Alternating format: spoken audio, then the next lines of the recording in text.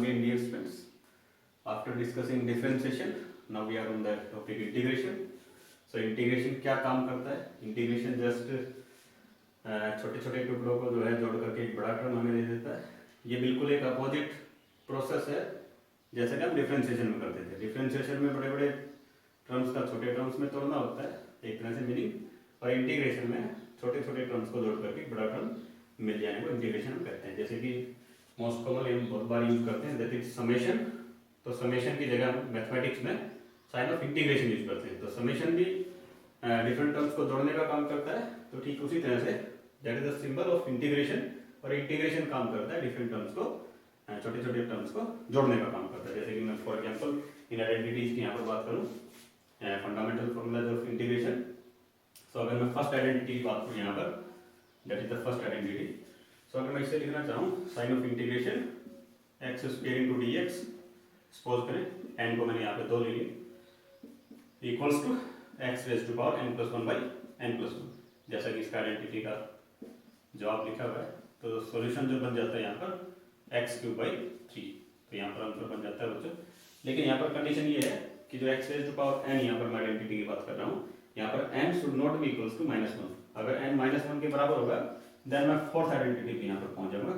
मतलब अगर x raise to power -1 कहीं पर होगा तो उसका मैं सॉल्यूशन ऑलवेज लिख दूंगा लोगरिथम ऑफ एक्स. तो फर्स्ट का मैं बात करूंगा जब n का वैल्यू -1 ना हो. जैसे कि फॉर एग्जांपल अगर मैं लिखना चाहूँ suppose sign of integration x की पावर 4 इंटू डी एक्स, तो इसका सॉल्यूशन बच्चे बन जाएगा साइन ऑफ इंटीग्रेशन x की power 4 into D x x raise to power n plus one by N plus one. Then again the solution becomes as 1/5 और into x raise to power 5. ये इसका solution बच्चों बन जाता है. तो powers कुछ भी हो सकती है. जैसे कि for example sign of integration वो नेगेटिव में भी हो सकती है, लेकिन -1 को छोड़ के मान लिया लिख दिया X raise to power -3 into D x.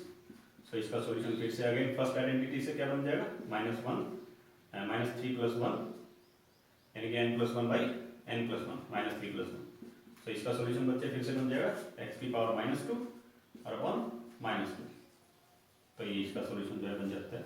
अगर यहाँ पर 10 होता है x raise to power 10 into D x, तो इसका solution x raise to power 11 upon 11 इसका बन जाता है. मतलब पावर्स कुछ भी इसकी x वेरिएबल की हो सकती है. तो हमने यहाँ पर ध्यान ये देना था कि ये जो डी एक्स जगह जगह लिखा हुआ है डिफरेंट टर्म्स में, डिफरेंट जो क्वेश्चन है यहाँ पर, तो मतलब ये समझ रहे कि x वाले टर्म्स को इंटीग्रेशन करना है. यहाँ पर जो भी टर्म्स लिखे होंगे, कोई इक्वेशन लिखा होगा, कोई फंक्शन का वैल्यू लिखा होगा, तो यहाँ पर जो स्मॉल x का वैल्यू होगा उनको इंटीग्रेशन किया जाएगा. बाकी जो कोई वैल्यू होंगे वो will be treated as constant, तो उनको इंटीग्रेशन नहीं किया जाएगा. जैसे कि फॉर एग्जांपल अगर हम आइडेंटिटी नंबर 3 के बारे में बात करना चाहें, तो जैसे कि मैंने नोट किया हुआ है आइडेंटिटी फर्स्ट का सॉल्यूशन ऐसे कर देंगे. तो आइडेंटिटी अगर नंबर थर्ड का हम बात करें, अगर कोई कांस्टेंट फैक्टर k है, मैं थर्ड आइडेंटिटी से बात कर रहा हूँ, अगर कोई कांस्टेंट फैक्टर k है साइन ऑफ इंटीग्रेशन और constant factor k into x raise to power n into D x, ये जो आइडेंटिटी है, तो k आउट ऑफ इंटीग्रेशन आ जाएगा अगर उसमें x नहीं होगा तो. और x वाले टर्म्स को फिर से हम जो सबसे फर्स्ट आइडेंटिटी था उससे इसका सॉल्यूशन कर देते हैं x की power n plus one by N plus one. तो इसके सॉल्यूशन हो जाएंगे. जैसे कि for example sign of integration और मैंने लिख दिया 5 और x raise to power 3 into D x. तो बच्चों इसका सॉल्यूशन जो बन जाएगा, ये 5 क्योंकि x नहीं है इसमें, it will be out of integration, तो 5 और into sign of integration x cube into D x. इसका जो सॉल्यूशन बन जाएगा 5 into x cube into D x n plus one by N plus one. तो 4/4 यानी कि वैल्यू बन जाएगा 5/4 into x raise to power 4.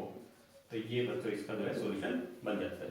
Constant digits की जगह कुछ और भी हो सकते हैं, नंबर्स भी हो सकते हैं. जैसे कि फॉर एग्जांपल जैसे हम फिजिक्स में ज्यादा वेरिएबल्स तो हम ये यूज करते हैं, भाई करंट का वैल्यू है, चार्ज क्या होता है, एक्सेलरेशन, वेलोसिटी, फोर्स, मोमेंटम, ये सब डिफरेंट टर्म्स इस तरह से यूज करते हैं. मान लिया सपोज करो अगर मैं फिजिक्स के टर्म्स में लिखना चाहूँ इस तरह के कांस्टेंट्स वैल्यूज, मान लिया सपोज करो साइन ऑफ इंटीग्रेशन और f इंटू डी एक्स कोई वैल्यू है, f इंटू डी एक्स. तो अगर यहाँ पर इस फंक्शन में अगर x की वैल्यू नहीं है कोई, तो मैं आउट ऑफ इंटीग्रेशन लिख दूंगा f और sign of integration into D x. तो डी एक्स का फिर से इंटीग्रेशन, dx, dy, dz सबका इंटीग्रेशन x, y या z होता है, जैसे कि आइडेंटिटी नंबर सेकंड है. तो साइन ऑफ इंटीग्रेशन dx का ऑलवेज x हम लिखते हैं. तो यहाँ पर dx बच गया था, f आउट ऑफ इंटीग्रेशन, तो x dx का इंटीग्रेशन x. तो ये इसका सॉल्यूशन यहाँ पर बन जाता है. ऑलवेज अगर मैं इंटीग्रेशन लिखना चाहूँ बच्चे वेरिएबल का ज़्यादा यहाँ पर हमने ध्यान रखना है, जैसे हमने डिफरेंशिएशन में किया था।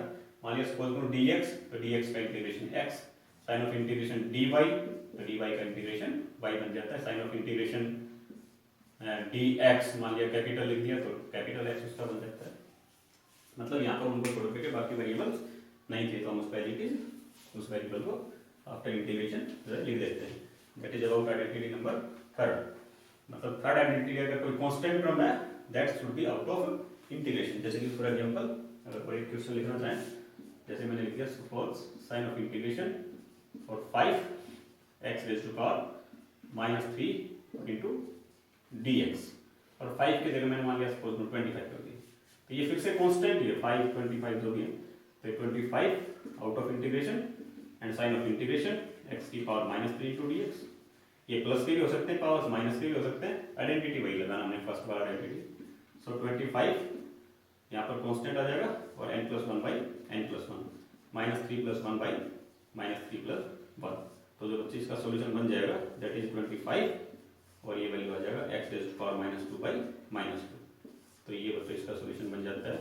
तो इसको मैं ठीक करके और भी लिख देंगे 25/-25/2 into x raise to power -2, इसका सॉल्यूशन बन जाता है। कुछ नंबर्स होंगे, जैसे मान लिया सपोज करें और एक इक्वेशन इस पर दें, sign of integration mv into dv, मैं कह रहा था x y z की जगह बाकी भी वेरिएबल्स हो सकते हैं, चार्ज है, वेलोसिटी है, मोमेंटम है, कुछ भी values dv dx dy dz dp df, इस तरह के वेरिएबल्स। तो अब ये समझ लें कि यहाँ पर जो इंटीग्रेशन करना है that is of a small v, तो स्मॉल v वाले टर्म्स को इंटीग्रेशन करेंगे और बाकी v को छोड़ करके टर्म्स अगर होंगे वहाँ पर तो those will be treated as constant terms, तो वो होंगे आउट ऑफ इंटीग्रेशन।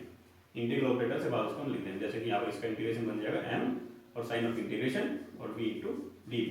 यहाँ पर v का कुछ पावर नहीं था, मतलब उसका पावर 1 है, तो ये वैल्यू बन जाएगा v m और v raise to power n+1/n+1, यानी कि इसका मतलब समझ लें mv²/2, हाफ mv²। इसका सॉल्यूशन बच्चों बन जाता है। मतलब वेरिएबल्स मैटर करता है, x वेरिएबल है, y वेरिएबल है, v वेरिएबल है, तो उन्हीं टर्म्स को हमने इंटीग्रेशन करना है, बाकी उन टर्म्स को छोड़ करके बाकी के terms will be treated as constant. जैसे ऐसे ही फिफ्थ नंबर आइडेंटिटी है एक्सपोनेंशियल फंक्शंस, तो एक्सपोनेंशियल फंक्शंस में बच्चों साइन ऑफ इंटीग्रेशन और e raise to power x into dx, तो एक्सपोनेंशियल फंक्शंस का इंटीग्रेशन एज इट इज उनको हम लिख देते हैं, उनका integration as it is exponential terms में ही उसको हम नोट डाउन कर देते हैं। सो इस तरह की आइडेंटिटीज को हम डायरेक्ट फॉरवर्ड इस तरह से यूज कर लेते हैं, जैसे कि first identity, second, third, fourth और फिफ्थ आइडेंटिटीज की मैं बात कर रहा था।